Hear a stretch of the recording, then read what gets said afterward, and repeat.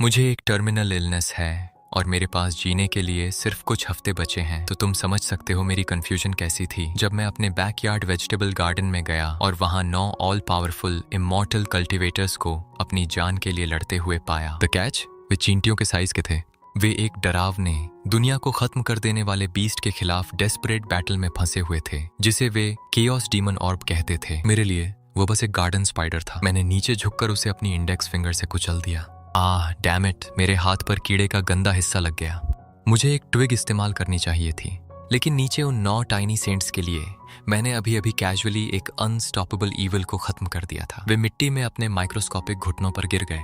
Thank you senior, आप immortal realm के किस रूलर हैं? कृपया हमें अपने सेक्ट में ले लीजिए। वे एक लोअर रेल्म से आए हुए असेंडेड बीइंग्स थे जो शरण ढूंढ रहे थे। मैंने उनकी तरफ देखा, थोड़ा उदास होकर। मैं कोई रूलर नहीं हूँ, मैं बस एक ऑर्डिनरी इंसान हूँ जो टर्मिनल इलनेस से मर रहा है। मेरे पास कोई सेक्ट नहीं है। उनके लिए ये शब्द एक थंडर क्लैप की तरह लगे, यहाँ तक कि मेरा बोलना ही उन्हें प्रेशर से उड़ने पर मजबूर कर देता था। उनकी नजरों में मैं सिर्फ पावरफुल नहीं था, मैं एक अनफैथमेबली हम्बल गॉड था जो उन्हें टेस्ट कर रहा था। उन्होंने मुझसे सेवा करने की भीख मांगी, चाहे सिर्फ एक स्लेव के रूप में ही क्यों ना हो। ऑनेस्टली, पॉकेट साइज इमॉर्टल्स का एक ग्रुप अपने पास रखना मजेदार लग रहा था, और अगर कोई स्ट्रे बर्ड उन्हें खा जाता तो वह सच में अफसोस की बात होती। मैं तुम्हें प्रोटेक्ट करने की कोशिश करूंगा, मैंने वादा किया। ये सुनते ही उनकी टेंशन आखिरकार टूट गई। थके हुए वे सभी 9 तुरंत ही गिर पड़े। मैं घबरा गया, ये सोचकर कि मैंने गलती से उन्हें कुचल दिया है, लेकिन एक जल्दी से चेक करने पर सच्चाई सामने आ गई। उन्होंने स्पाइडर से लड़ते हुए अपनी सारी एनर्जी जला दी थी। वे बस भूखे थे। ये सुनकर मैंने अपनी पॉकेट में हाथ डाला और आधी ब्रेड का एक टुकड़ा बाहर निकाला। मैंने उसका एक हिस्सा तोड़ा और उसे मिट्टी में गिरा दिया। लेकिन इन टाइनी बीइंग्स के लिए मेरा हाथ आसमान को सहारा देने वाला एक पिलर था, और मेरे हाथ से गिरता हुआ ब्रेड का टुकड़ा ऐसा था जैसे अनंत पोषण वाला एक मीटियोराइट आसमान से गिर रहा हो। उनमें से कुछ ने तो यह भी सोचा कि मेरे हाथ के सिर्फ एक स्विंग से मैं शायद एक पूरा कंट्री डिस्ट्रॉय कर सकता हूँ। थोड़ी ही देर बाद उन्होंने उस ब्रेड को भूखे जानवरों की तरह खा लिया और तुरंत ही अपनी उड़ने की एबिलिटी वापस पा ली। वे मेरे आसपास बज़ करने लगे, इटर्नल लॉयल्टी की कसम खाते हुए। मिट्टी में रहना खतरनाक है, मैंने उनसे कहा। मुझे तुम्हें अंदर ले जाने दो। तो मैंने उन्हें अपनी पाल्म में उठाया और घर की तरफ कुछ कदम बढ़ाए। लेकिन जैसे ही मैं अपने गार्डन के छोटे सैपलिंग से ठीक 3 मीटर दूर गया, सब कुछ भयानक रूप से गलत हो गया। वे छोटे इमॉर्टल्स अचानक तेजी से मुरझाने लगे। उनकी लाइफ फोर्स मेरे हाथ में ही तेजी से खत्म होने लगी। मैं घबरा गया और तुरंत उन्हें वापस लेकर दौड़ा। वे उस सैपलिंग को छोड़ ही नहीं सकते थे। उनके लिए वह वर्ल्ड ट्री था, वही एक चीज जो उन्हें इस डायमेंशन से जोड़े रखती थी। तो ये छोटा सा ट्विग उनके लिए वर्ल्ड ट्री है। मैं अंदर गया और बेचैनी में एक फोरम पर पोस्ट किया। क्या धरती की स्पिरिचुअल एनर्जी फिर से जाग रही है? क्या किसी और को भी अपने यार्ड में फ्लाइंग सोर्ड इमॉर्टल्स दिख रहे हैं? रिप्लाईज बेकार थे। क्या फेरी गर्ल्स हॉट हैं? उनकी बॉडी स्ट्रक्चर कैसी है? ट्रोल्स सब के सब। तो कोई ग्लोबल अवेकनिंग नहीं हो रही थी। यह चमत्कार पूरी तरह से सिर्फ मेरे बैकयार्ड तक सीमित था।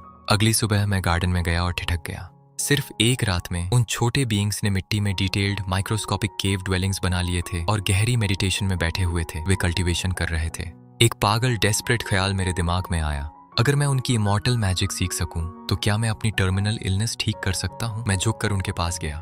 क्या तुम मुझे अपना कल्टीवेशन मेथड सिखा सकते हो?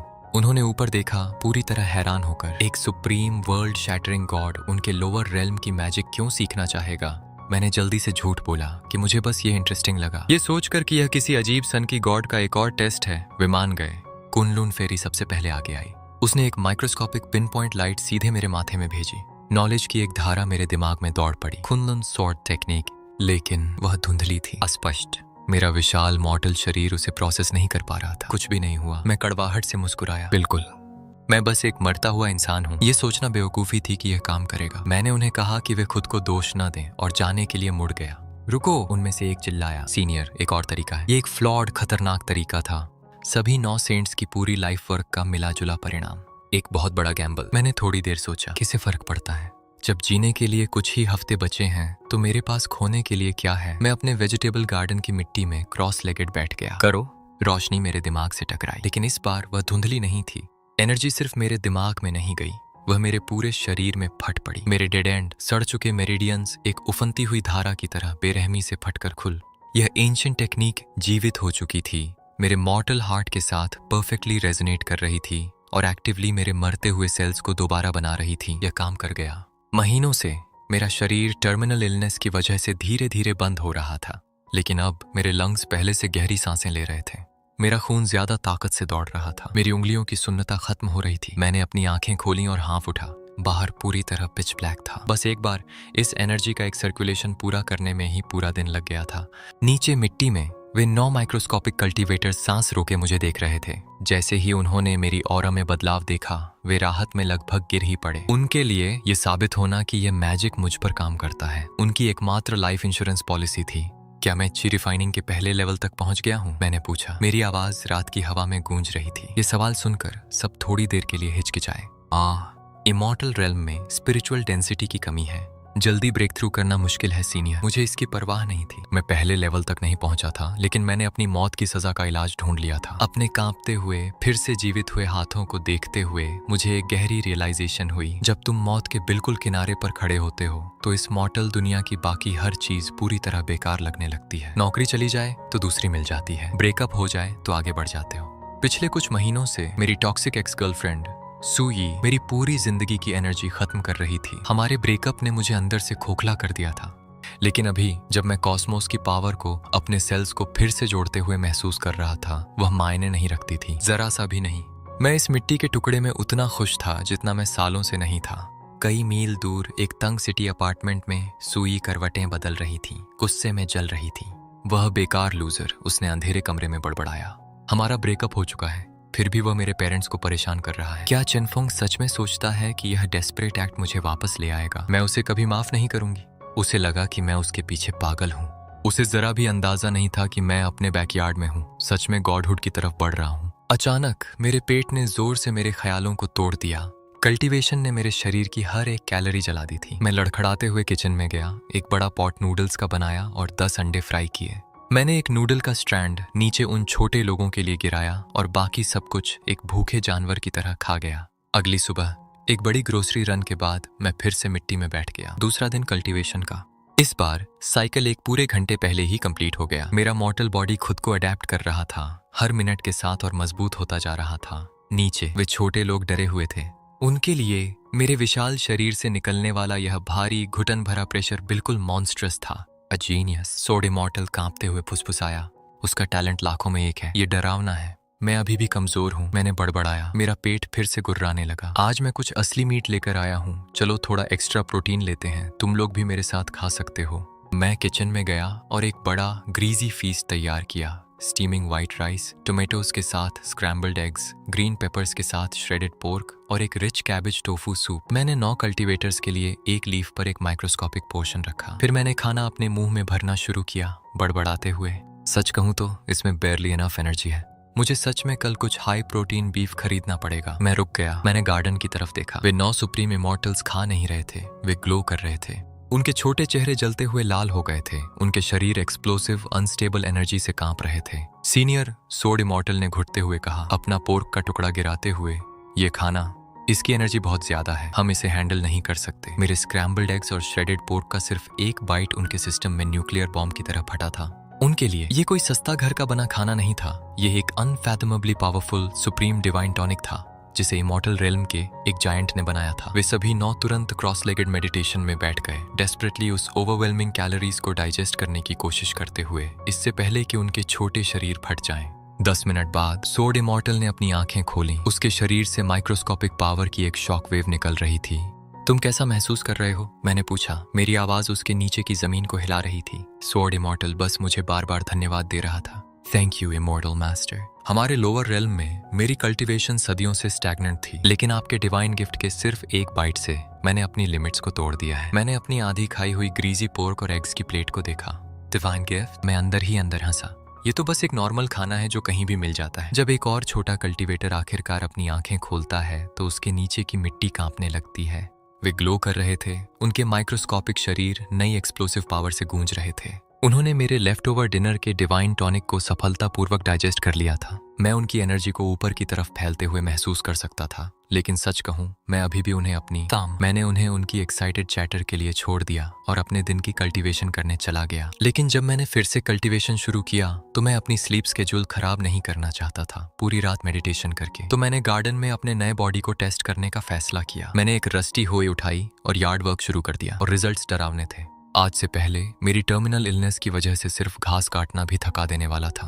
अब वह भारी आयरन हो एक चॉपस्टिक जितनी हल्की लग रही थी। सिर्फ एक दोपहर में मैंने बिना एक बूंद पसीना बहाए सख्त जमी हुई मिट्टी को आसानी से तोड़ दिया और अपने घर के आसपास पूरे 1 एकड़ बैरन लैंड को साफ कर दिया। मेरे लंग्स बिल्कुल साफ थे, मेरी मसल्स कॉइल्ड स्टील की तरह महसूस हो रही थीं। जैसे जैसे मेरी ताकत बढ़ रही थी वैसे वैसे मेरा मेटाबॉलिज्म भी बढ़ रहा था। मैं फिर से भूखा था। मैंने एक बड़ा ग्रोसरी लिस्ट बनाया, मीट, राइस, सीड्स, डेयरी, लेकिन मैं सब कुछ उठा नहीं सकता था। मुझे अपने अंकल के घर जाना था और उनका एग्रीकल्चरल ट्राइसिकल उधार लेना था। बस कुछ मील दूर मेरे अंकल के घर का माहौल बेहद उदास था। मेरी आंट शहर के हॉस्पिटल से आई हुई एक मुड़ी तुड़ी चिट्ठी पकड़े हुए थी।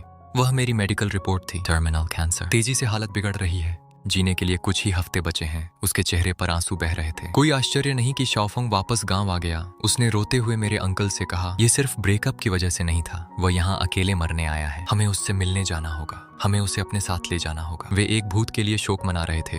उन्हें जरा भी अंदाजा नहीं था कि मैं अभी उनके डर्ट ड्राइववे पर टहल रहा था, खुद को पिछले 10 सालों से ज्यादा खुश और स्वस्थ महसूस करते हुए। अचानक एक जोरदार क्रैश ने शांत दोपहर को तोड़ दिया। हेल्प, कोई प्लीज हेल्प। मेरी आंट की डरी हुई चीखें बैकयार्ड से गूंज उठीं। मैं आवाज की तरफ दौड़ा। यार्ड में डिजास्टर हो चुका था। मेरे अंकल का भारी ड्यूटी ट्राइसिकल, जिसमें 500 पाउंड से ज्यादा डेंस कोन स्टॉक्स भरे हुए थे, पलटकर पूरी तरह अपसाइड डाउन हो गया था। मेरे अंकल उस भारी स्टील फ्रेम के नीचे दब गए थे, पूरी तरह फंसे हुए। सिर्फ उनका सिर दिखाई दे रहा था। मेरी आंट ने मुझे यार्ड में दौड़ते हुए देखा और भी ज्यादा घबरा गई। शाओफंग, जाकर मदद लाओ, तुम बहुत बीमार हो। तुम नहीं। लेकिन मैंने उसे पूरा बोलने ही नहीं दिया। मैंने अपने कैंसर के बारे में नहीं सोचा, मैंने फिजिक्स के बारे में नहीं सोचा। मैं बस हाफ स्क्वाट में झुका, उल्टे पड़े व्हीकल के स्टील चेसी के नीचे अपनी उंगलियां फंसाईं और एक ही बार में खींचा। क्रीक। आधा टन का ट्राइसिकल सच में जमीन से उठ गया। एक एक्सप्लोसिव शव के साथ मैंने पूरे उस मैसिव मशीन को मैंने ऐसे पलट दिया जैसे वह कोई प्लास्टिक टॉय हो। वह अपने पहियों पर जोर से गिरा और चारों तरफ धूल का एक बड़ा बादल उठ गया। पूरा यार्ड शांत हो गया। मेरे अंकल मिट्टी से जल्दी जल्दी बाहर निकले, चमत्कारिक रूप से बिना चोट के। बस पैर में हल्की सी चोट थी, लेकिन वह ट्राइसिकल को नहीं देख रहे थे। वह और मेरी आंट मुझे ऐसे देख रहे थे जैसे मैं कोई एलियन हूँ। शाओफंग, मेरी आंट हकलाते हुए बोली। उसकी आंखें शौक से फैली हुई थीं। वह अपनी पॉकेट में रखी हॉस्पिटल की चिट्ठी और उस मैसिव स्टील ट्रक के बीच देख रही थी जिसे मैंने अभी फेंका था। हॉस्पिटल ने कहा था, उस चिट्ठी में लिखा था कि तुम चल भी नहीं पाओगे। तुमने अभी ये कैसे कर दिया? उस ट्राइसिकल को हिलाने के लिए भी 3 बड़े आदमी चाहिए थे। मैंने उसे एक हाथ से पलट दिया था। मैंने जल्दी से हंसते हुए अपने सिर के पीछे हाथ खुजाया। हाँ, तुम्हें पता है, एड्रेनलिन। और अंकल हमेशा कहते थे कि चंग फैमिली की जेनेटिक्स नेचुरली स्ट्रांग होती है ना? मैं उन्हें बिल्कुल भी यह नहीं बताने वाला था कि मैंने अपने टोमेटोज में रहने वाले 9 छोटे गॉड से एक सुप्रीम हेवन डिफाइंग मैजिक सीख ली है। वे मुझे पागल खाने में बंद कर देंगे। मेरे अंकल ने अपने चेहरे से मिट्टी साफ की। अभी भी कांप रहे थे, लेकिन उनके चेहरे पर गहरी दुख भरी चिंता आ गई। शाओफंग, हमसे झूठ बोलना बंद करो। हमें रिपोर्ट मिल गई है। हमें पता है तुम्हें कैंसर है। हमें पता है तुम्हारे पास ज्यादा समय नहीं है। मेरी आंट आगे बढ़ी। उसने मेरे हाथ पकड़ लिए। उसकी आंखों में आंसू थे। बेटा, तुमने बहुत सहा है। इसे अकेले मत झेलो, हमारे साथ रहने आ जाओ। आखिर में अपनी फैमिली को तुम्हारा ख्याल रखने दो। एक सच्ची गर्माहट की लहर मेरे अंदर दौड़ गई। महीनों से मैं खुद को दुनिया में पूरी तरह अकेला महसूस कर रहा था, लेकिन वहां खड़े होकर अपनी नसों में दौड़ती हुई उस जबरदस्त एक्सप्लोसिव वाइटैलिटी को महसूस करते हुए मैंने उन्हें एक बड़ा भरोसा दिलाने वाला स्माइल दिया। मैंने अपना हाथ फ्लेक्स किया और पलट कर दिखाया। आंट, अंकल, मुझे देखो, मैंने अभी 500 पाउंड ट्रक फेंका है। क्या मैं तुम्हें ऐसा इंसान लगता हूँ जो मर रहा है? लेकिन हॉस्पिटल, मेरी आंट हकलाते हुए बोली। उसने अपनी पॉकेट से क्रिटिकल कंडीशन नोटिस निकाला। उन्होंने हमें यह भेजा है। क्या ऐसे क्रिटिकल कंडीशन नोटिस सच में मेल किए जाते हैं? मैंने हंसकर उसे टाल दिया, अपना हाथ लापरवाही से हिलाते हुए। आंट, ये एक स्कैम है या फिर कोई बहुत बड़ी एडमिनिस्ट्रेटिव एरर। क्या मैं तुम्हें बीमार लग रहा हूँ? मैं बस सिटी लाइफ और अपने ब्रेकअप से बर्न आउट हो गया था। मैं रिलैक्स करने के लिए कंट्री साइड वापस आ गया, बस इतना ही। वे दोनों एक दूसरे को लंबे, परेशान कर देने वाले पल तक देखते रहे। वे मुझ पर विश्वास करना चाहते थे, लेकिन अपने इकलौते भतीजे को खोने का डर बहुत गहरा था। क्या तुम पक्का कह रहे हो कि तुम बस हमें बचाने के लिए स्ट्रांग बनने का नाटक नहीं कर रहे हो? मेरे अंकल ने धीरे से पूछा। अंकल, तुम जानते हो मैं तुमसे कुछ भी नहीं छुपाऊंगा। आखिर में मेरी आंट ने राहत की सांस ली। मेरे अंकल तो गुस्सा हो गए और जिसने उन्हें स्कैम किया था उसे कोसने लगे। आखिर में मैंने बस ऑकवर्ड हंसी हंसी और पूछा कि क्या मैं किसी चीज में मदद कर सकता हूँ। कल्टीवेशन से पहले सिर्फ अपने बेड पर चढ़ना भी मेरे लिए एक मुश्किल काम था। अब मैं एक चलता फिरता बुलडोजर था। उनका पूरा भरोसा जीतने के लिए मैंने अगले 1 घंटे में उनके फार्म का हर भारी काम कर दिया। मैंने कॉर्न स्टॉक्स का पहाड़ इकट्ठा किया, उनकी भारी मशीनरी ठीक की और उनका ट्रक लोड कर दिया। मैं इवॉल्व हो रहा था। कैंसर सिर्फ स्टेबल नहीं हो रहा था, मैं अपनी खुद की बायोलॉजी को रीराइट कर रहा था। अब मुझे सुपर ह्यूमन भी कहा जा सकता था। जब मुझे यकीन हो गया कि वे मुझे हॉस्पिटल नहीं ले जाने वाले, तो मैंने अपने अंकल का ट्रक उधार लिया, टाउन से अपनी बड़ी ग्रोसरी हॉल लौट की और तेजी से अपने घर वापस आ गया। मैं तुरंत अपने यार्ड में वापस बैठ गया कल्टीवेशन करने के लिए। जैसे जैसे मेरा बॉडी मजबूत हो रहा था, साइकिल्स और तेज हो रहे थे। शाम के 4 बजे तक मैं एक पूरा रोटेशन पूरा कर चुका था। अब मैं एनर्जी को दोगुनी स्पीड से खींच रहा था। खुद को रिफ्रेश्ड महसूस करते हुए मैं अपने वेजिटेबल गार्डन की तरफ चला गया, अपने छोटे टेनेंट्स को देखने के लिए। मेडिटेशन करने के बजाय कुनलुन फेरी और नेमलेस सोड इमॉर्टल छोटे सैपलिंग के नीचे मिट्टी में एक दूसरे के सामने खड़े थे। उनके बीच की हवा इंटेंस मर्डरस एनर्जी से क्रैकल कर रही थी। हम सबसे पहले ब्रेक थ्रू करने वाले थे, नेमलेस सोड इमॉर्टल ने कहा। उसकी माइक्रोस्कोपिक आवाज पूरी अथॉरिटी के साथ गूंज रही थी। आओ उस पर करें, देखते हैं कि इस रियल्म की पावर ने हमें क्या दिया है। कुनलुन फेरी, जो एक्शन फिगर के साइज की होने के बावजूद फ्लॉलेस, डरावनी खूबसूरत थी, मुस्कुराई। मैं सदियों से तुम्हारी सोर्ड्समैनशिप को टेस्ट करना चाहती थी। आखिरी बार जब हमारे रास्ते लोअर रेल्म में मिले थे, हम लाखों मील दूर थे और हमने सिर्फ एक दूर का वार एक्सचेंज किया था। वह सिर्फ एक खूबसूरत चेहरा नहीं थी। उनके यूनिवर्स में वह पहली फीमेल सेंट थी, एक एब्सोल्यूट पावर हाउस जिसने अपनी इमॉर्टल लेगेसी को ब्रूटल ताकत और अनमैच्ड विजडम से बनाया था। और अभी वह दिखाने के लिए तैयार थी। नेमलेस सोर्ड इमॉर्टल ने एक पल की भी देरी नहीं की। बस अपनी कलाई के एक फ्लिक से 10,000 ग्लोइंग व्हाइट सोर्ड्स उसके सिर के पीछे एक खतरनाक हेलो की तरह प्रकट हो गए। उसने अपनी उंगलियां आगे बढ़ाईं और ब्लेड्स का झुंड चीखते हुए हवा में दौड़ा, उसे पूरी तरह घेर लिया। कुनलुन इमॉर्टल टेक्निक, फेरी ने फुसफुसाया।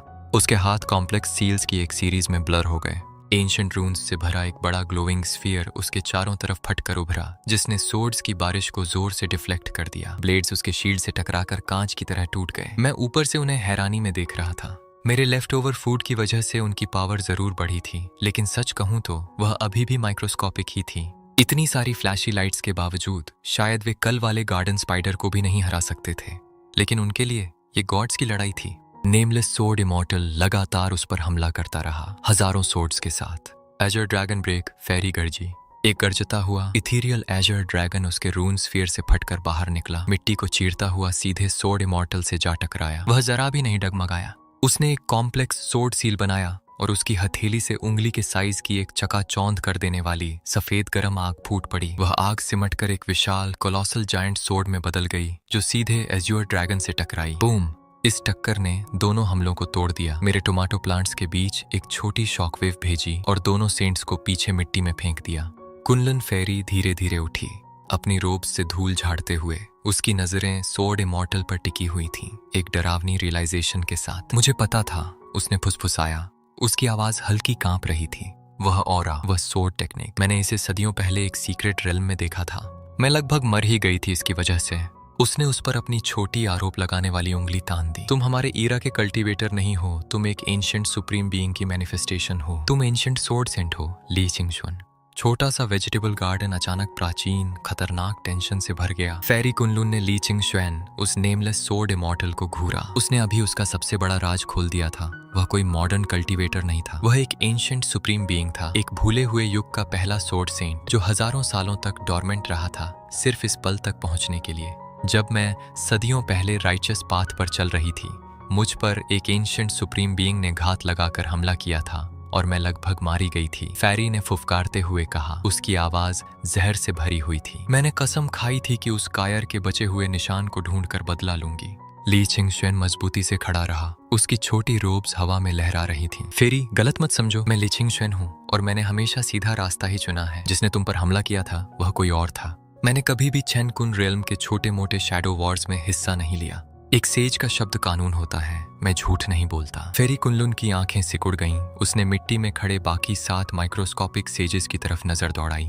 अगर वह नहीं था तो जिसने मुझे मारने की कोशिश की थी, वह कायर अभी भी हमारे बीच है। बाकी सेजेस बिल्कुल बिना किसी भाव के खड़े रहे, उसे उसी ठंडी अडिग सुप्रीम बीइंग्स वाली नजर से देखते हुए। ऊपर से यह सब देखते हुए मैं सच में स्पीचलेस रह गया। मेरा बैकयार्ड भरा हुआ था स्कीमर्स, असैसिन्स और एंशिएंट गॉड्स से, जिन्होंने सच में हिस्ट्री को मैनिपुलेट किया था, राइवल्स को मारा था और हजारों सालों तक अपनी मौत का नाटक किया था, सिर्फ एक हायर रेल्म तक पहुंचने के लिए। और वो हायर रेल्म, वो मेरा टोमेटो पैच था। अभी के लिए पुरानी बातें जाने दो, फेरी ने आखिरकार कहा। उसकी आवाज बर्फ जैसी ठंडी थी। लेकिन ये जान लो, जब सही समय आएगा मैं अपने हिसाब बराबर करूंगी। मैं ऐसी औरत नहीं हूं जिसे कोई बुली कर सके। अगर तुम कमजोर औरत हो तो दुनिया में कोई भी स्ट्रांग औरत नहीं है, किसी ने बड़बड़ाया। वह मेरी तरफ देखने लगी, अचानक शर्मिंदा होकर। मैं माफी चाहती हूँ कि मैंने आपके सामने खुद को बेवकूफ बनाया सीनियर। हमारी छोटी मोटी दुश्मनियां आपके जैसे सुप्रीम गॉड के सामने बहुत ही छोटी लगती होंगी। मैंने अपने विशाल कंधे उचका दिए। मुझे तुम्हारी पुरानी दुश्मनी में कोई इंटरेस्ट नहीं है। मेरा सिर्फ एक गोल है, कल्टीवेट करना और अपने कैंसर को ठीक करना। तुम्हारे प्राइवेट मैटर्स तुम्हारे अपने हैं। आपकी विजडम असीम है, ली चिंगसुआन ने आगे बढ़ते हुए कहा। उसने गहराई से झुककर प्रणाम किया। सीनियर, मुझे एक फेवर चाहिए। आपके डिवाइन टॉनिक को खाने के बाद मेरी पावर बहुत तेजी से बढ़ी है। मैं आपको चैलेंज करना चाहता हूँ। मुझे जानना है कि इस नए रिल्म में मैं किस लेवल तक पहुंच गया हूँ। मैंने भौं उठाई। तुम मुझे चैलेंज करना चाहते हो? ली चिंगसुआन तुरंत घबरा गया, अपनी बात की गलती समझते हुए। नहीं नहीं, डेथ मैच नहीं। कृपया सीनियर, मुझे एक थप्पड़ में मत मार दीजिए। मैं बस आपका गाइडेंस चाहता हूँ। मुझे पता है कि हमारे बीच का फर्क आसमान और जमीन जैसा है। मैं हल्का सा हंसा। रिलैक्स, पूरी ताकत से आओ, देखते हैं तुम्हारे पास क्या है। धन्यवाद सीनियर, ली चिंगसुआन चिल्लाया। कृपया मेरे जीवन की सबसे बड़ी टेक्निकें देखें। चिंगसुआन सोर्ड था। उसके आसपास की हवा जोर से मुड़ने लगी। खाली हवा से 10,000 ग्लोइंग सोर्ड्स प्रकट हो गए। हर एक डेडली एनर्जी से गूंज रहा था। बाकी छोटे सेजेस शौक में सांस खींचने लगे। ली चिंगसुआन ने फेरी के खिलाफ अपनी असली ताकत छुपाई थी। ये असली शक्ति थी पहले सोर्ड सेंट की। एक जोरदार बैटल क्राई के साथ उसने सोर्ड्स के झुंड को सीधे मेरे चेहरे की तरफ भेज दिया। उसके लिए ये डिवाइन मेटल का एक अपोकलिप्टिक स्टॉर्म था। मेरे लिए ये बस बहुत अग्रेसिव मच्छरों का एक झुंड लग रहा था। मैंने अपना हाथ उठाया और कैजुअली अपनी इंडेक्स फिंगर से फ्लिक किया। क्रैक! मेरे उस फ्लिक की शॉक वेव ने तुरंत ही उन सभी 10,000 सोर्ड्स को चमकते हुए टुकड़ों में तोड़ दिया, चमकती हुई धूल में बदल दिया। ली चिंगसुआन रुका नहीं। उसने खुद को अपनी पूरी सीमा तक धकेल दिया। उसने अपनी प्राइमोर्डियल एसेंस को अपने एंशिएंट रून्स के साथ मिला दिया और टूट चुकी धूल को सिमटाकर एक अकेली चकाचौंध कर देने वाली जायंट सोर्ड में बदल दिया। सीनियर, सावधान, वह गर्जा। वह सच में उस ब्लेड के साथ एक हो गया। उसका माइक्रोस्कोपिक शरीर प्राइमोर्डियल सोर्ड रून्स से ढक गया था। वे लेजेंडरी मार्किंग्स जो उसके यूनिवर्स के जन्म से मौजूद थे। ये ऐसा हमला था जो एक सेंट की ताकत से भी आगे था। एक ऐसा वार जो खुद हेवंस को चकनाचूर कर देने के लिए बना था। वह ग्लोइंग रून कवर्ड जायंट सोर्ड मेरी तरफ दौड़ी। उसका साइज लगभग 2 टूथपिक्स जितना था। मैंने अपनी मिडिल फिंगर उठाई और फिर से फ्लिक किया और उसी पल वह heaven shattering primordial runic light sword confetti की तरह फट गई। उसके रिकॉइल ने ली चिंगसुआन को उसकी सोर्ड फॉर्म से बेरहमी से बाहर खींच लिया और वह हवा से गिरता हुआ सीधा मुंह के बल मिट्टी में जा धंसा। बाकी 8 छोटे सेजेस वहीं जमे रह गए, पूरी तरह स्टंट। डरावना! फेरी चिल्लाई। उसने अपनी प्राइमोर्डियल एनर्जी की हर बूंद इस्तेमाल कर दी थी और फिर भी मैंने उसे सिर्फ एक मिडिल फिंगर से हरा दिया। मॉन्स्टर्स में भी मॉन्स्टर, सेजेस में से एक ने डर से फुसफुसाया। मैं झुककर ली चिंगसुआन को देखने लगा। क्या तुम्हें पक्का यकीन है कि तुम स्ट्रांग हुए हो? ली चिंगसुआन ने खून की एक छोटी सी बूंद उगली और निराशा से मेरी तरफ देखा। मैं पूरी डिवाइन ट्रांसफॉर्मेशन से गुजरा हूँ सीनियर। मैंने बस पलक झपकी। सच में? क्योंकि मुझे तो कुछ महसूस ही नहीं हुआ। तुम्हारे अटैक की पावर बिल्कुल कल जैसी ही लगी। शायद तुम इतने लेवल अप नहीं हुए कि मुझे पता चल सके। ली चिंगसुआन ने अपना चेहरा अपने हाथों में छुपा लिया, पूरी तरह टूटकर। उसके लिए वह डिवाइन ट्रांसफॉर्मेशन से गुजरा था। मेरे लिए वह अभी बस एक कीड़ा था। फिर मैं उस टूटे हुए सोर्ड सेंट को मिट्टी में छोड़कर अपने काम में लग गया, आराम से टोमेटो और कैबेज के सीड्स की एक कतार लगाते हुए। मेरा शरीर ठीक हो रहा था, मेरा फ्यूचर सुरक्षित था और अपनी जिंदगी में पहली बार मैं कल से नहीं डर रहा था। अगली सुबह मेरे फोन ने उस शांति को तोड़ दिया। अभी आधी नींद में ही मैंने टटोल कर उसे उठाया। हेलो हेलो, तुम्हारी हिम्मत कैसे हुई पूछने की कि कौन बोल रहा है? मेरे फॉर्मर बॉस की चीखती हुई जहरीली आवाज स्पीकर से फूट पड़ी। अभी बेड से उठो और क्लाइंट का वर्क प्लान खत्म करो। तुम्हारे पास 2 घंटे हैं चेनफेंग, नहीं तो मैं तुम्हारा पूरा बोनस काट दूंगा। एक पल के लिए कॉर्पोरेट ब्रेन वॉशिंग के सालों ने फिर असर किया। जी बॉस, अभी करता हूँ बॉस। लेकिन फिर मैंने अपनी आंखें खोली। मैंने अपने हाथों की तरफ देखा, वही हाथ जिन्होंने अभी अभी एक एंशिएंट सुप्रीम बीइंग के सबसे बड़े अटैक को ऐसे ही हटा दिया था। मैं अब कोई मरता हुआ ओवरवर्क्ड कॉर्पोरेट स्लेव नहीं था। डैम, मैंने तो पिछले हफ्ते ही जॉब छोड़ दी थी। चुप रहो, मैंने कहा। मेरी आवाज अजीब तरह से शांत थी। किसे फर्क पड़ता है तुम्हारे बेकार बोनस से? सुबह सुबह मेरी नींद खराब कर रहे हो। तुम्हारा दिमाग खराब हो गया है क्या? मेरा बॉस हकलाया, पूरी तरह चौंक गया। तुम ये जॉब नहीं चाहते? तुम जानते हो कितने लोग तुम्हारी पोजीशन के लिए भीख मांग रहे हैं? अपना सामान पैक करो। इस कंपनी के बिना तुम कुछ भी नहीं हो। मैंने हफ्तों पहले ही क्विट कर दिया था, बेवकूफ। मैं हंसते हुए बेड पर बैठ गया। तुम खुद को कोई राजा समझते हो? तुम एक बुली हो, टेढ़ी नाक और टेढ़े चेहरे वाले। कोई आश्चर्य नहीं कि तुम्हारी वाइफ किसी और आदमी के साथ भाग गई। तुम एक गड्ढे के मेंढक हो जो खुद को हंस समझता है। तुम खत्म हो चुके हो। मैं तुम्हारी जिंदगी नरक बना दूंगा। मैंने कॉल काट दी। एक शुद्ध बेहतरीन खुशी की लहर मेरे अंदर दौड़ गई। यह नशे जैसा था। मुझे सच में शक हुआ कि मुझे टर्मिनल कैंसर आधा तो सालों तक अपना गुस्सा दबाकर रखने की वजह से ही हुआ होगा। अपनी सारी मैनर्स छोड़कर अपने टॉक्सिक बॉस को अच्छे से सुनाना दुनिया की किसी भी दवा से बेहतर लगा। एक खुश धुन सीटी में बजाते हुए मैं सुबह की ठंडी धूप में अपने गार्डन को देखने बाहर गया। मैं हमेशा सबसे पहले उन छोटे इमॉर्टल्स को चेक करता था। आखिरकार मेरा गार्डन उनके लिए बेहद खतरनाक था। कोई भी स्ट्रे नेबरहुड कैट या गुजरता हुआ क्रो आसानी से एंशिएंट सेजेस की पूरी जनरेशन खत्म कर सकता था। लेकिन जैसे ही मैं सेपलिंग के पास पहुंचा, वह शांत सुबह टूट गई। सीनियर इमॉर्टल, भगवान का शुक्र है आप आ गए। नीचे मिट्टी में पूरी तरह केओस था। 7 छोटे सेजेस घबराकर इधर उधर भाग रहे थे। क्या हुआ? मैंने पूछा। मेरी आवाज जमीन को हिला रही थी। क्या किसी स्ट्रे डॉग ने तुम पर हमला किया? उससे भी बुरा, एक सेज चिल्लाया। उसकी आवाज डर से कांप रही थी। यह कुनलुन फेरी और लीचिंग स्वान है। वे मर रहे हैं। वे बेहद पीले पड़ गए थे, बुरी तरह कांप रहे थे और पूरी तरह बीमार थे। ये आखिर हुआ क्या? कल ही तो वे मैजिकल ड्रैगन्स और 10,000 फ्लाइंग सोर्ड्स से गार्डन हिला रहे थे। आज वे लाश जैसे लग रहे थे। किसी ने कहा, हमें समझ नहीं आ रहा। लोअर रेल्म में हमने इमॉर्टल गोल्डन बॉडीज बनाए थे। हम हर तरह के मॉर्टल पॉइजन से इम्यून थे। हम हजारों साल जिए हैं बिना कभी हल्की सी भी बीमारी महसूस किए। लेकिन ये अपर रेल्म, ये बहुत ज्यादा डरावना है। यहाँ सिर्फ जायंट डिमोनिक बीस्ट्स ही नहीं है, बल्कि इनविजिबल रूल्स ऑफ ऑब्लिटरेशन भी हैं। एक अचानक सुप्रीम प्लेग उनके शरीर में घुस गई है, यहाँ तक कि उनकी सेंटली ब्लड लाइन्स भी उससे लड़ नहीं पा रही थी। मैंने नीचे उन 2 बीमार कल्टीवेटर्स की तरफ देखा। उन्हें बस एक कॉमन कोल्ड हुआ था, लेकिन बाकी छोटे सेजेस के लिए ये एक अपोकलिप्टिक घटना थी। मुझे समझ नहीं आया क्या करूं, तो मैंने अपना फोन निकाला और रेडिट पर पूछा, गाइस मेरे पास एक मिनिएचर वर्ल्ड है। मैंने टाइप किया। मेरे 2 छोटे लोग कांप रहे हैं, उनके गले में दर्द है और उनकी नाक बह रही है। वे बेड से उठ भी नहीं पा रहे हैं। मैं उन्हें कैसे ठीक करूं? रिप्लाईज तुरंत आने लगी। क्या उनमें कोई हॉट गर्ल्स हैं? उन्हें कपड़े उतारने दो फुल बॉडी इंस्पेक्शन के लिए। पिक्स भेजो। मैंने आंखें घुमाई। परवर्ट्स। लेकिन शुक्र है किसी ने जवाब दिया, मैं 13 साल से वेटरिनेरियन हूँ। अगर तुम्हारे पास सच में एक मिनिएचर वर्ल्ड है तो तुम भ्रम में हो। लेकिन ऑनेस्टली ऐसा लगता है उन्हें बस कोल्ड हुआ है। उन्हें बेसिक कोल्ड मेडिसिन दो और उन्हें आराम करने दो। मैंने अपना फोन बंद कर दिया। वेटरिनेरियन सही था। रात में मौसम ठंडा हो रहा था और ये सुप्रीम बीइंग्स मेरे वर्ल्ड के क्लाइमेट के लिए बेहद फ्रैजाइल थे। कल रात क्या हुआ था? मैंने सेजेस से पूछा। उनमें से एक ने सिर झुका लिया। जब सूरज डूबा, एक डरावनी ठंड पूरे इलाके में फैल गई। हम सब अपने केव्स में छिप गए। लेकिन फेरी और सोर्ड सेंट बेहद प्राउड हैं। जब आपने कल लीचिंग शुअन को एक ही फ्लिक में हरा दिया, वे अपमानित महसूस कर रहे थे। वे कमजोर नहीं दिखना चाहते थे। वे पूरी रात बाहर रहे, जमी हुई हवाओं में मेडिटेशन करते हुए अपनी लिमिट्स को पुश करने के लिए। मैंने सिर हिलाया। एरियट्स। उन्होंने खुद को हाइपोथर्मिया दे दिया, सिर्फ एक जाइंट को कुछ साबित करने के लिए। यहीं रुको, मैंने आदेश दिया। मैं अपने घर के अंदर गया, पानी का एक बड़ा पॉट उबाला और अपनी मेडिसिन कैबिनेट खंगालने लगा। मुझे एक over the counter cold medicine की कैप्सूल मिली। ऑब्वियसली मैं उन्हें पूरी पिल नहीं दे सकता था, जब आप उनके लिए एक बड़े पत्थर जितनी थी। मैंने सावधानी से कैप्सूल खोली और उसके कुछ माइक्रोस्कोपिक ग्रेन्स को एक छोटे थिम्बल में भरे गर्म पानी में डाल दिया। मैं वापस बाहर आया और धीरे से उस थिम्बल को गार्डन में रखा। पी लो, मैंने कहा। छोटे सेजेस उस गर्म धुंधले लिक्विड को देखकर हैरान रह गए। उनके लिए ये एक supreme heaven defying medicinal soup था जिसे एक जायंट गॉड ने बनाया था। कांपते हुए हाथों से सेजेस ने उस लिक्विड को फेरी और सोर्ड सेंट के मुंह में डाला। कुछ ही मिनटों में चमत्कार हो गया। कुनलुन फेरी को तेज पसीना आने लगा। उसकी सांसें स्टेडी हो गईं। उसके माइक्रोस्कोपिक चेहरे पर रंग वापस आ गया और उसकी आंखें धीरे धीरे खुल। वह सुप्रीम प्लेग खत्म हो चुका था। बाकी सेजेस ये देखकर हैरान रह गए। इमॉर्टल सीनियर ओमनिपोटेंट हैं, वे जप करने लगे। एक सच्चे गॉड। उनके सेलेस्टियल रेमेडीज में मरे हुए को भी वापस जीवित करने की ताकत है। मैंने राहत की एक लंबी सांस ली। कम से कम वे मरे तो नहीं। मैंने जितने भी नॉवेल्स पढ़े थे उनमें असेंडेड इमॉर्टल्स इनविंसिबल होते थे, डीमंस को मारते थे और हेवंस को जीतते थे। लेकिन मेरे असेंडेड इमॉर्टल्स तो लगभग मर ही गए थे, क्योंकि वे बिना जैकेट के अपनी बेड टाइम के बाद जागते रहे।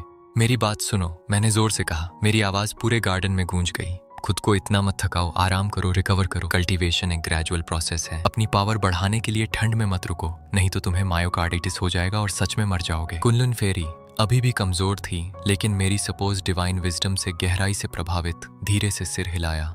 हम इमॉर्टल की बात मानेंगे। हम बहुत बेवकूफ थे। जब तक हम पूरी तरह ठीक नहीं हो जाते, हम कल्टीवेशन नहीं करेंगे। मैंने उनके लिए एक बड़ा हाई प्रोटीन बीफ का टुकड़ा गार्डन में फेंका। अचानक मेरा फोन फिर से जोर जोर से वाइब्रेट करने लगा। मैंने स्क्रीन की तरफ देखा। वह मेरा टॉक्सिक एक्स बॉस था। शायद किसी दूसरे नंबर से फिर से मुझ पर चिल्लाने के लिए कॉल कर रहा था। मैं हल्का सा हंसा, फोन को साइलेंट पर डाला और उसे घास में फेंक दिया। एक सुप्रीम इमॉर्टल के पास कॉर्पोरेट दुनिया की छोटी मोटी लड़ाइयों के लिए समय नहीं होता। फिर मैं गार्डन में क्रॉस लेगेड बैठ गया, अपने वेन्स में चीको लिक्विड फायर की तरह बहते हुए महसूस करते हुए। मेरी मसल्स डेंस लग रही थीं, मेरे लंग्स साफ थे और मेरा खून एक नई डरावनी वाइटैलिटी के साथ दौड़ रहा था। अब मैं ऑफिशियली अपने टर्मिनल डायग्नोसिस से पहले से भी ज्यादा हेल्थी था, लेकिन मेरी मेडिटेशन अचानक टूट गई।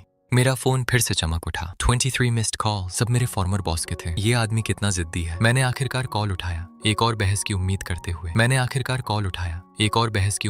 हुए। क्या कल तुम्हें काफी नहीं मिला? क्या तुम फिर से खुद को शर्मिंदा करने के लिए कॉल कर रहे हो? लेकिन दूसरी तरफ से आने वाली आवाज चिल्लाई नहीं, वह कांप रही थी। शाओफुंग सुनो, क्या कल हमारे बीच कोई मिसअंडरस्टैंडिंग हो गई थी? तुम जानते हो आजकल जॉब मार्केट कितना मुश्किल है। कैसा रहेगा अगर तुम वापस आ जाओ? मैं तुम्हारी एब्सेंस को पेड लीव मार्क कर दूंगा और हम ऐसा दिखाएंगे जैसे कुछ हुआ ही नहीं। मैं जोर से हंस पड़ा। उसके एटीट्यूड में आया ये अचानक गंदा बदलाव मुझे सब कुछ बता गया।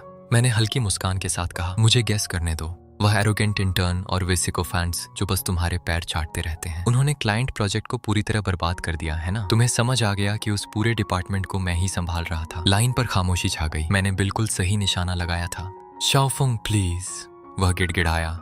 उसका सारा एरोगेंस टूट चुका था। कंपनी बर्बादी के कगार पर है। अगर तुम वापस आकर इसे ठीक नहीं करोगे तो प्रोजेक्ट कैंसिल हो जाएगा। मैं तुम्हें डबल सैलरी दूंगा। नहीं, ट्रिपल। मैं पीछे टिक कर बैठ गया। तुम्हें लगा कोई भी मेरी जगह ले सकता है। तुमने मेरे साथ कचरे जैसा व्यवहार किया। अब जब तुम्हारा जहाज डूब रहा है, तुम चाहते हो कि मैं तुम्हें बचाऊं? नरक में जाओ। मैं इमॉर्टेलिटी कल्टीवेट करने में बिजी हूँ। तुम सेल्फिश ब्राट। वह अचानक भड़क उठा, डेस्परेटली मुझे गैसलाइट करने की कोशिश करते हुए। हमने तुम्हें ट्रेन किया, हमने तुम्हें मौका दिया, क्या तुम कंपनी को ऐसे रिपे करोगे? काम एक वैल्यू एक्सचेंज है, मैंने ठंडे स्वर में जवाब दिया। तुमने मुझसे जितना लिया उससे कहीं कम मुझे दिया। Click and quote. मैंने कॉल काट दी और तुरंत आने वाले फ्रैंटिक मैसेजेस को भी इग्नोर कर दिया। मैंने ऑफिशियली अपने इस घटिया बॉस से आखिरी रिश्ता भी तोड़ दिया था। उसके बाद मैं फिर से मेडिटेशन की पोजीशन में बैठ गया। मैंने अपनी आंखें बंद की, मैंने सांस ली। इस बार एनर्जी सिर्फ धीरे धीरे मेरे मेरिडियंस में नहीं जा रही थी, वह जोर से बह रही थी। मेरे शरीर के सारे ब्लॉकेजेस पूरी तरह खत्म हो चुके थे।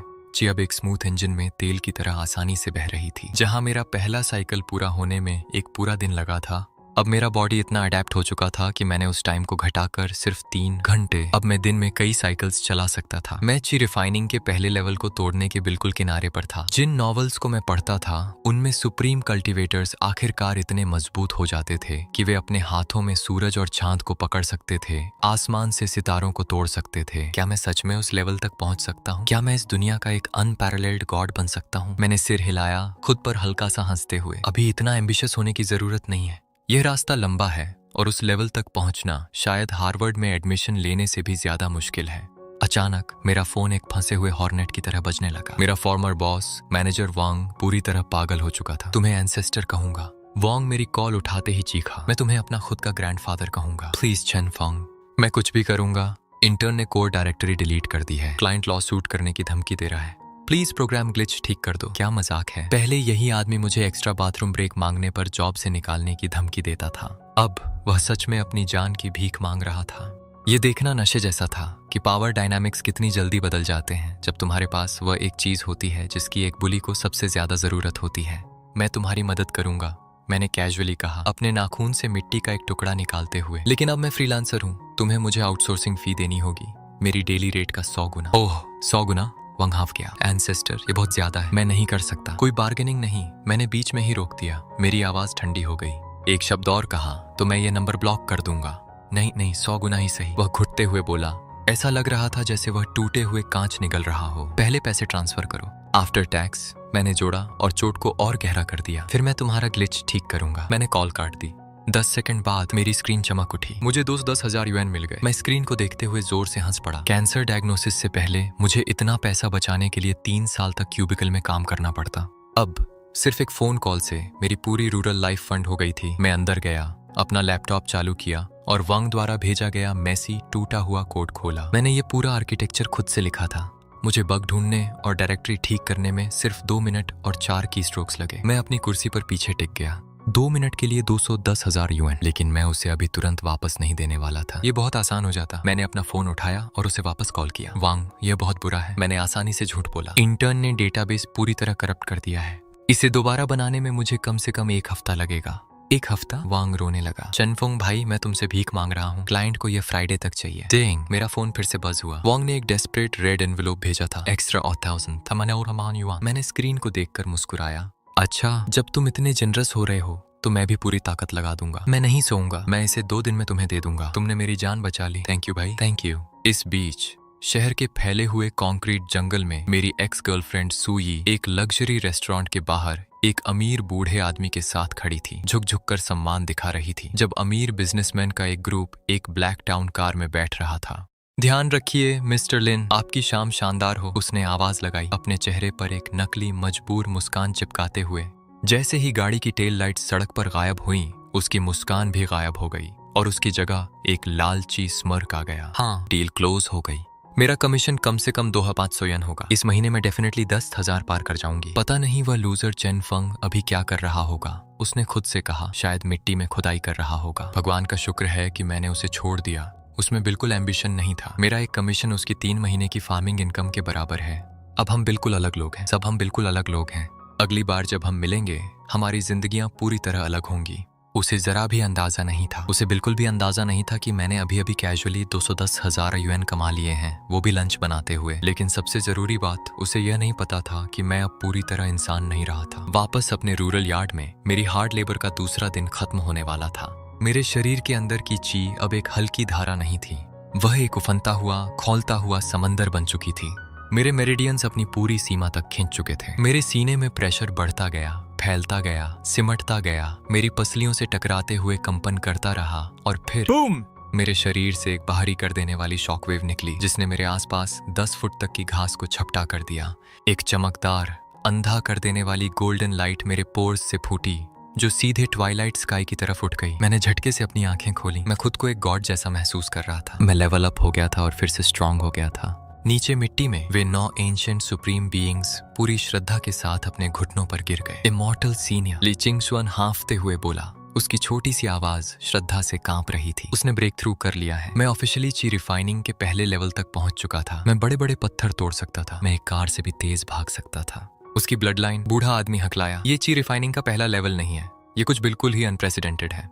सबने सहमति जताई। उनकी कल्टीवेशन टेक्निक उनके यूनिवर्स के लिए बनाई गई थी, लेकिन सुप्रीम एंशिएंट इमॉर्टल मैजिक को एक मॉडर्न ह्यूमन की बायोलॉजी पर अप्लाई करना, एक ऐसे डिमेंशन में जहां स्पिरिचुअल एनर्जी नहीं है। फेरी ने सिर हिलाया। इससे एक वायलेंट अननेचुरल म्यूटेशन ट्रिगर हो गया होगा, वो बोली। मैं सिर्फ स्ट्रांग नहीं हो रहा था, मैं अपनी ह्यूमन स्पीसीज को पीछे छोड़ रहा था। मुझे जिज्ञासा हुई, अगर ये सिर्फ लेवल 1 है तो इस रास्ते के अंत में क्या है? अचानक मैनेजर वांग का मैसेज आया। क्या तुमने कोड पूरा कर लिया? मैंने एक ही बटन दबाया, फाइल सेंट। 1 सेकंड बाद वांग का रिप्लाई आ गया, जैसे वह खुशी से रो रहा हो। फोंग, तुमने मेरी जान बचा ली। मुझे पता है तुमने 2 दिन से नहीं सोया। इतनी मेहनत करने के लिए धन्यवाद। मैं मुस्कुराया और अपना फोन बंद कर दिया। मेहनत की? मैंने उसे 2 मिनट में ठीक कर दिया था और पिछले 48 घंटे सुपर ह्यूमन बनने में लगा दिए थे। मेरा rural retirement fund officially secure हो गया था। अब समय था अपने नए बॉडी को टेस्ट करने का। मैंने सोचा विलेज पॉन्ड की तरफ कैजुअली टहलने चलता हूँ, लेकिन अचानक मुझे अंकल चैन दिखे, जो लोकल विलेजर्स में से एक थे। वह एक विशाल नुकीले पत्थर के नीचे दबे हुए थे, जिसका साइज एक छोटी कार जितना था। यह एक नामुमकिन एक्सीडेंट था। कोई आदमी फ्लैट पॉन्ड के पास इतने बड़े पत्थर के नीचे कैसे दब सकता है? मैंने आह भरी। मैंने इनफ अर्बन फैंटेसी नॉवेल्स पढ़ ली थी ये समझने के लिए कि क्या हो रहा है। मुझे प्रोटैगनिस्ट कर्स लग चुका था। जैसे जैसे मैं स्ट्रांग होता जाऊंगा, वैसे वैसे अजीब जानलेवा सिचुएशंस अपने आप मेरे आसपास होने लगेंगी, ताकि मैं अपनी पावर दिखा सकूं। अगले हफ्ते शायद मैं सुपरमार्केट में एक कैरेट को लेकर किसी घमंडी बिलियनर से लड़ रहा होऊंगा। चेनफोंग, अंकल चेन हाँफते हुए बोले। उनकी आंखें आधी खुल रही थीं। मदद करो, पूरे गांव को बुलाओ, ट्रैक्टर लाओ, मैं दब गया हूँ। उनकी आंखें पलट गईं और दर्द से वह बेहोश हो गए। गांव को बुलाओ? जब तक वे हेवी मशीनरी लेकर आते, वह तो पैनकेक बन चुके होते। मैं उस बड़े पत्थर के पास गया। मैंने ना स्ट्रेच किया, ना खुद को प्रिपेयर किया। मैं बस झुक गया। मैंने अपनी नंगी उंगलियां सीधे उस सख्त पत्थर में ऐसे घुसा दी जैसे वह गीली मिट्टी हो, और उसे उठाया। क्रैक! धरती करा उठी जब वह कई टन का बोल्डर आसानी से कीचड़ से अलग हो गया। मैंने उसे ऊपर उठा लिया, हवा में पकड़े हुए। अचानक अंकल चैन के सीने से दबाव हटते ही वह झटके से होश में आ गए। उन्होंने हवा के लिए हाँफते हुए इधर उधर देखा। उनकी धुंधली आंखें घबराहट में घूम रही थीं। उन्हें कोई ट्रैक्टर नहीं दिखा, उन्हें विलेज रेस्क्यू टीम नहीं दिखी, लेकिन उन्होंने चेनफंग को देखा, जो आराम से अपने सिर के ऊपर एक पहाड़ उठाकर बेंच प्रेस कर रहा था। अंकल चैन का जबड़ा इतना नीचे गिर गया कि जैसे खुल ही गया हो। मैं मर चुका हूँ, अंकल चैन ने खुद से फुसफुसाया। ये जरूर मरने से पहले का हेलुसिनेशन है। जो वह देख रहे थे, उसकी असंभव फिजिक्स तोड़ देने वाली सच्चाई को उनका दिमाग समझ ही नहीं पाया। उनका दिमाग बस बंद हो गया। वह फिर से बेहोश हो गए। मैंने आंखें घुमाई, फिर अपना फोन निकाला और विलेज के हेड को कॉल किया। जब मैंने चीफ से कहा कि वह स्ट्रेचर और कुछ ताकतवर लोगों को पॉन्ड पर भेजे क्योंकि अंकल चेन घायल हो गए हैं, तो वह हैरान रह गया।